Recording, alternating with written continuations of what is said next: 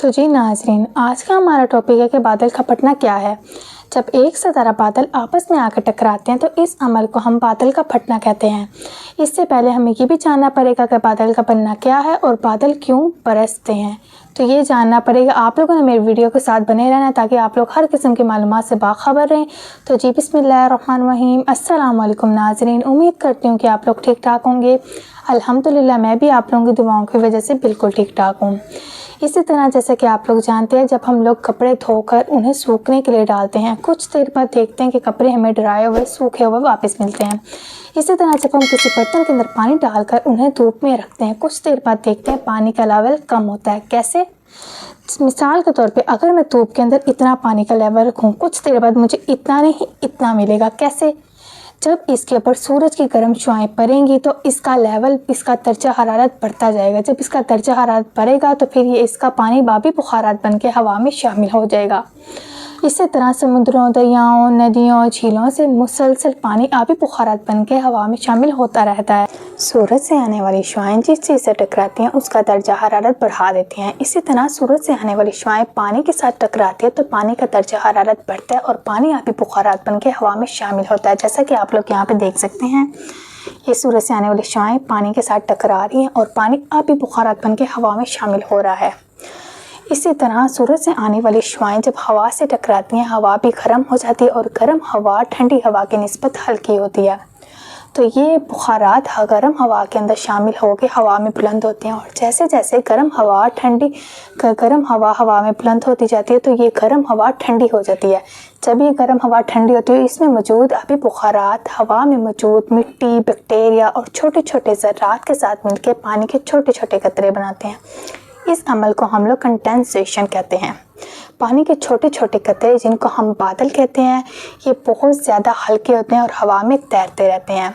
हवा में मौजूद ये जाके बादल बनते हैं और बादल के अंदर जब इसी तरह ही कतरों की तादाद बढ़ती है तो ये भी ज़्यादा देर हवा में मुअल्लिक नहीं रह सकते, जिसके नतीजे में बारिश बरसती है।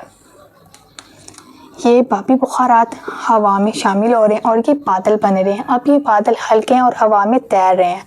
जब इनके अंदर कतरों की तादाद बढ़ेगी तो ये बादल फिर बड़े हो जाएंगे। तो जब ये बड़े हो जाएंगे फिर इनके अंदर कतरों की तादाद ज़्यादा होगी। जब इनके अंदर कतरों की तादाद ज़्यादा होगी फिर ये ज़्यादा देर हवा में मुअल्लिक नहीं रहेंगे, फिर बारिश होगी। तो इस अमल को हम लोग कहते हैं बारिश का होना। तो मैंने आप लोगों को सबसे पहले बादल कैसे बनते हैं और बारिश कैसे हुई है ये सारा समझा दिया। अगला हमारा जो सा मेन टॉपिक है वो ये है कि बादल फटते कैसे हैं। तो आप लोगों ने इसको स्किप नहीं करना, पूरा देखना है और हम लोग अपना फिर मेन टॉपिक तैयार करते हैं। ये अमल ज़्यादातर पहाड़ी इलाकों में होता है। कुछ दिन पहले एक बहुत ज़्यादा अफसोसनाक खबर सामने आई है जिसमें बादल के फटने की वजह से चकवाल में डैम टूट गया और डैम टूटने की वजह से बहुत ज़्यादा जानी और माली नुकसान हुआ। अल्लाह ताला से यही दुआ, अल्लाह ताला हमें इन कुदरती आफात से बचाए। तो जी अपना मेन टॉपिक स्टार्ट करते हैं। ये मान लीजिए कि ये पहाड़ है। तो हमारा मेन टॉपिक है कि बादल का फटना किसे कहते हैं और क्या है, ठीक है। और ये है बादल। ये बादल है, इसमें सैकड़ों गैलन पानी है, ठीक है। और ये बहुत ज़्यादा भारी होने की वजह से ये हवा में और तेज़ बुलंद नहीं हो सकता। ये जिधर या तो ये इधर जा सकता है या तो ये इधर जा सकता है, ठीक है। अब इसके अंदर सैकड़ों तादाद गैलन है और आगे नहीं जा सकता क्योंकि इसकी रुकावट के लिए आगे पहाड़ खड़ा है, तो ये इधर ही रुक जाएगा। फिर इसी तरह का एक और बादल जिसके अंदर भी सैकड़ों की तादाद गैलन पानी है, ठीक है। अब ये इसके पास आएगा। जब ये इसके पास आकर टकराएगा, जिस तरह ये देखें, ये समझ लीजिए ये इसके पास आ गया, टकराएगा। उसके टकराने की वजह से बिजली पैदा होगी। और ये जो सी बिजली ये आमतौर पे जो हम लोग घर में इस्तेमाल करते हैं, ये वो बिजली नहीं, ये इसके अंदर बहुत लाखों की तादाद से वोल्टेज होते हैं और ये जिस चीज़, जिस शहर, जिस कस्बे, जिस इलाके पे गिरती है उधर सब फना कर देती है, सब ख़त्म कर देती है। तो ये बादल आपस में जब मर्ज होते हैं, मिलते हैं, तो एक बड़े बादल की शक्ल इख्तियार कर लेते हैं। फिर ये दो बादल नहीं रहते, फिर ये एक बड़े बादल की शक्ल इख्तियार कर लेते हैं।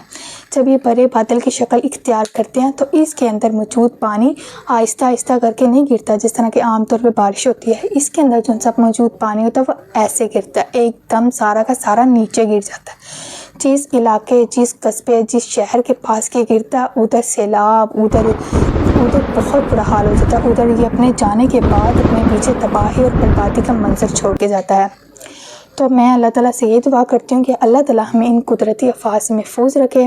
तो अब मुझे उम्मीद है कि आप लोगों को जो सा मैंने आज समझाया आप लोगों को अच्छे तरीके से समझ आई होगी, आप लोगों ने इसे अच्छे तरीके से याद किया होगा। तो मेरी वीडियो को आप लोगों ने लाइक करना है, शेयर करना है, सब्सक्राइब करना है, कमेंट करने हैं।